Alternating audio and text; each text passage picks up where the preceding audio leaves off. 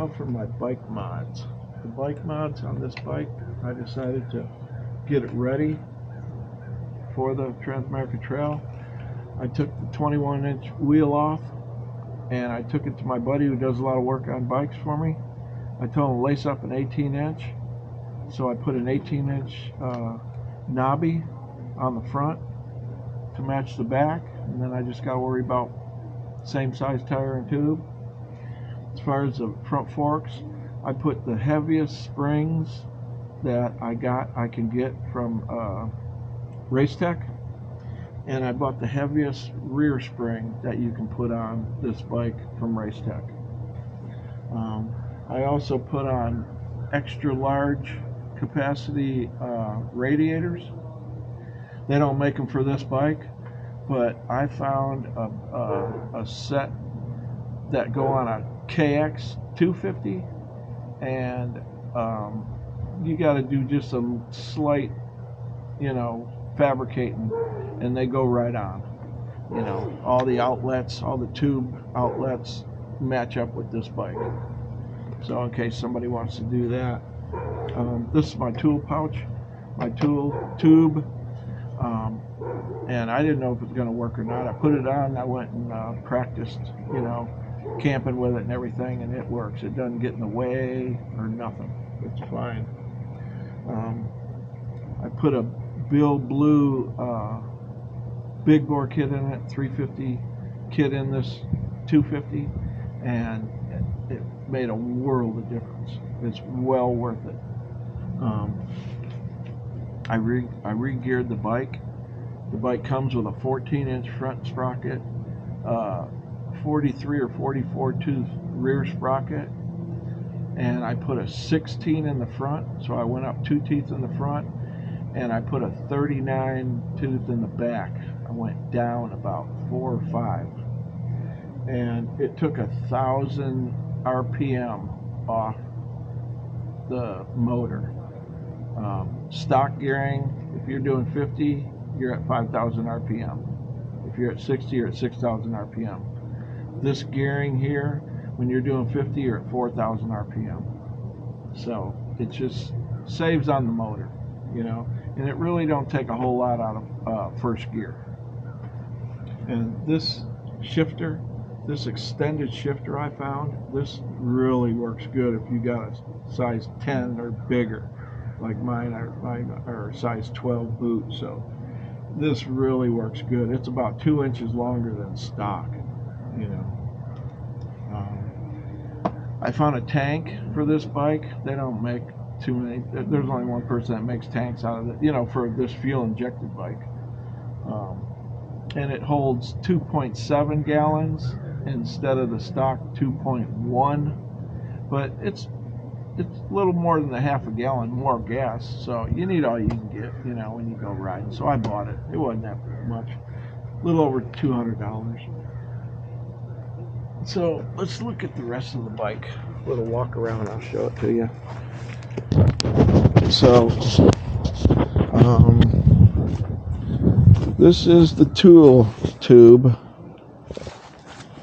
and this is my tools right here. This is what I carry, and it's about 10 pounds. It's about 10 pounds of tools. I don't know if that's too much, but I like to have tools. And this is the last thing I put in this tube is this. This is my rear axle nut and my countershaft sprocket nut if I want to re-gear. And the 12. This is for adjusting the chain. So this is the last one that goes in because I adjust the chain just about every other day or every third day, just a little bit. And these foot pegs are nice. You got to get wide foot pegs. Matter of fact, I'm looking for the foot peg that has the extended back on it for your heel, those would really be nice. These guards for the saddlebags, they do make them for the KLX, so I definitely get them. The seat concept seat, I can ride on that. I can sit on that thing all day long. Not the stock seat though. That thing was so uncomfortable, it was ridiculous. I put a K&N filter in it, the ones that you can reuse, clean them. and I never cleaned it, not one time in 2.5 months on the trail, because I wasn't riding in back of nobody. This little Wolfman, this is the Wolfman Enduro. It's small. I was looking for the big one, but when I bought this fits the bike because the bike's small. It's not a big adventure bike, so I thought, you know, it works, and it does. It holds a lot of stuff. I got a lot of glue and tire patch kits, and I charge all my GoPro batteries and stuff up with it, everything, and you know, a bunch of little odds and ends and stuff. I put bar risers on, two different ones really, and I got the bars up nice and high. I don't have to be. I'm hardly bent over at all standing up on this bike, and it feels so comfortable to me. And these I forget these mirrors, these adjustable mirrors, but they're nice. But I see a lot of people when they install them, they crank down hard on these and get them real tight, and when they fall, they snap right off. So I adjust them to where they don't move around, but if you fall, they'll move, you know, so you don't bust them off. Let's see what else. There's the lowering kit. You can adjust it all the way from you know, you can lower it from a 1/2 inch to 2 inches, and I got it down to 2 inches.